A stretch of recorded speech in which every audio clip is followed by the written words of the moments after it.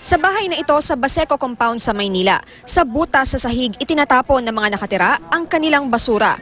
Dahil nakatayo sa ibabaw ng Manila Bay ang bahay, ang dumi sa tubig dumidiretso. Ang bahay na ito naman may lababo at inidoro nga pero hindi naman konektado sa Poso Negro.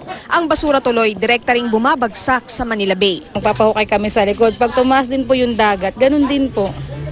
Sa pagdinig ng House Committee on Metro Manila Development, sinabi ng Department of Environment and Natural Resources na ang mga informal settler ang isa sa mga dahilan kung bakit sobrang dumi ng Manila Bay. 1.3 billion MPN ngayon ang fecal coliform sa Manila Bay.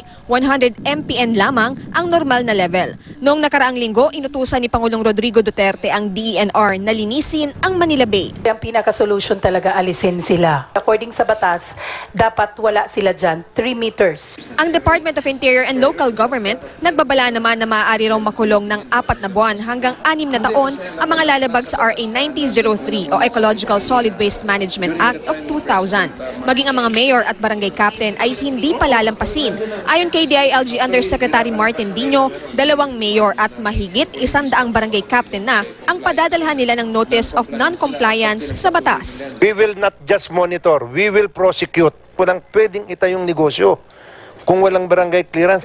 Tanong naman ng mga mambabata sa DENR, bakit pinayagang mag-operate ang mga establishmentong hindi sapat ang pasilidad para sa proper waste disposal? Paano po sila nagkaroon ng negosyo? Ang nagbigay po ng building permit po ay LGU po. But that is So one of the hindi po requirements. lahat kasalanan ng DENR po. Nais din ng Kongreso na panagutin ang water concessionaires na Maynilad at Manila Water. Hindi raw kasi tinupad ng mga ito ang kontrata nila sa publiko na pagtatayo ng malalaking wastewater facilities. Ayon sa DENR, bubuo sila ng task force para tutukan ang paglilinis, rehabilitasyon at proteksyon ng Manila Bay. Victoria Tulad na Katutok, 24 Oras.